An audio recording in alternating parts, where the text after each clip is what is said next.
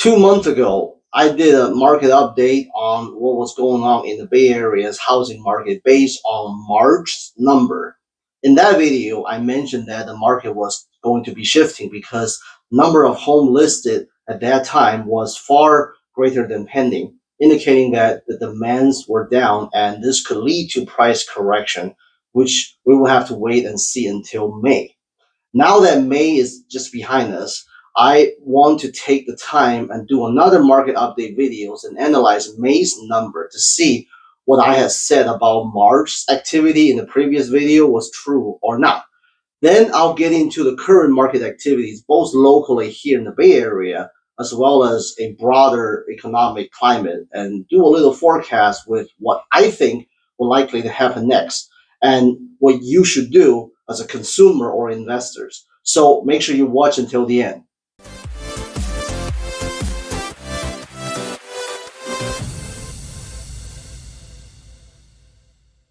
Hello everybody, this is Boji here, your local Bay Area real estate expert, and welcome back to my channel again.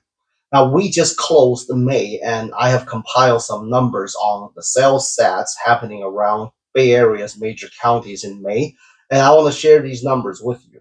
Remember, homes that were sold in May were on the market in March or April. So May's sale price reflects the market condition of March and April as well. You can watch my previous market update videos if you want to know what I noticed in that video about the market back in March. So with that out of the way, let's get into the May's number.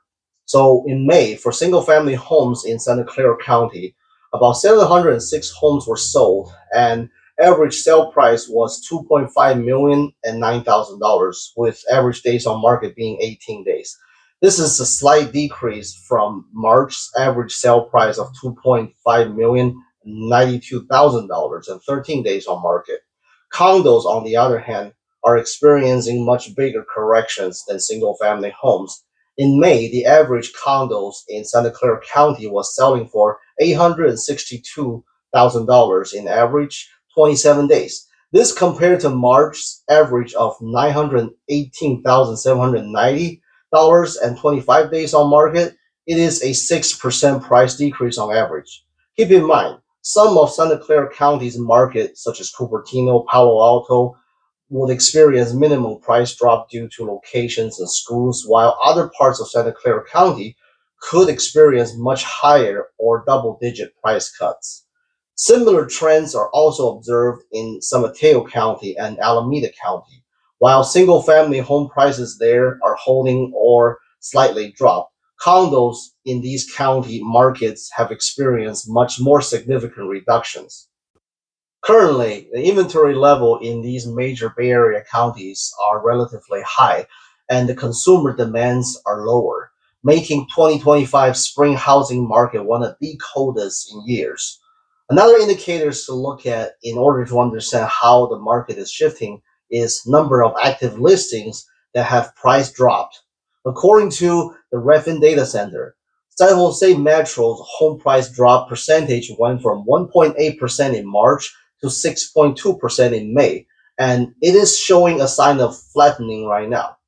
Meanwhile, month of inventory, which is a number of active listings divided by the number of pendings at a given month, indicating whether it's a buyer's market or a seller's market. This number has been increasing in May 2025. For condo market in Santa Clara County, it is at 3.9 months, meaning that it is a neutral market where buyers have a lot of bargaining powers now. Single-family homes monthly inventory is at 2 months, which is an increase from April and March's 1.6 months. While still technically a seller's market for single-family home, it is significantly moving closer to neutral market. Again, similar inventory levels are also observed in San Mateo County and Alameda County for both condos and single-family homes. This indicates that the current Bay Area will continue to stay stagnant for an immediate short term. Now, if you have been following real estate news, you're likely to come across different news sources saying different things about the real estate market. Some says that the market is hot, and others says the market has crashed. It can be pretty confusing if you don't know the context. So let me clear things up for you. Currently, the median home price in America is between 416,000 to 438,000. However, different regions of America have completely different market temperature. The Northeast and New England area has experienced a hot market from Boston to Hartford, Connecticut, for example. Homes are selling fast and with multiple offers, while the opposite are homes in the southern states are sitting on the market for over 100 days. Particularly Texas and Florida are leading the biggest buyers market right now. West Coast in general are a neutral market like what we're seeing now, with some areas or types of homes more leaning towards buyers market while others are still sellers market. The reason for such diversity of market condition can be multifaceted.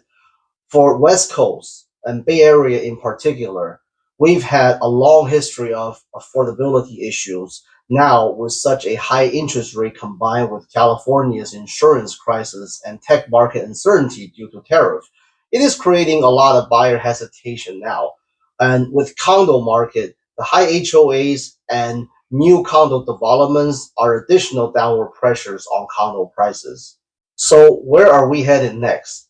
In the short to mid-term, like the next 6 to 12 months, the market is likely to stay flat.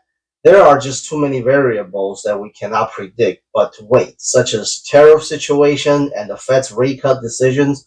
For these reasons, I think that many buyers will continue waiting on the sidelines, and this is likely going to be the case for the rest of 2025, making it a very boring year for real estate market.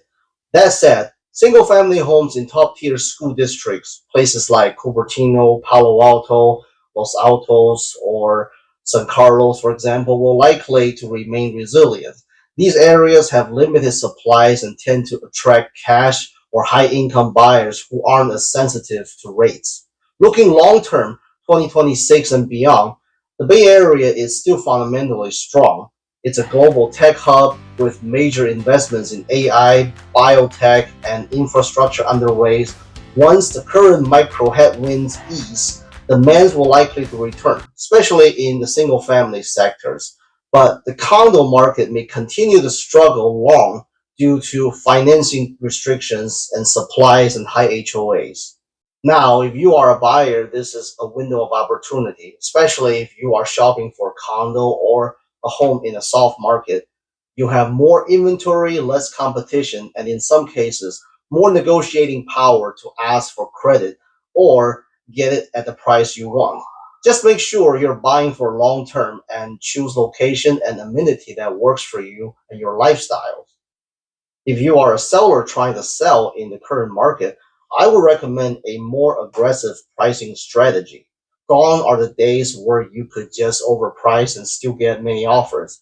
In today's market, homes that are priced right and well prepped will still sell, especially in desirable school districts or walkable neighborhoods. But if you are priced too high, you're likely to sit and likely end up doing a price cut anyways later on. And if you own a condo and are thinking of selling, you need a strategy. Not all condos are created equal right now. Some are still moving, others are just sitting for months. You'll want an agent who understands this micro market deeply. So, if you're thinking about buying or selling, or even just want to get a sense of what your home is worth in today's shifting market, let's talk. I help all my clients make data driven decisions, not just based on national headlines, but rather based on hyper-local trends and timings. Feel free to reach out and connect. And if you found this video helpful, make sure you like, subscribe, and share it with someone who's also trying to navigate this market. All right, that's it for the market update. Thank you guys for watching, and I'll see you on the next one.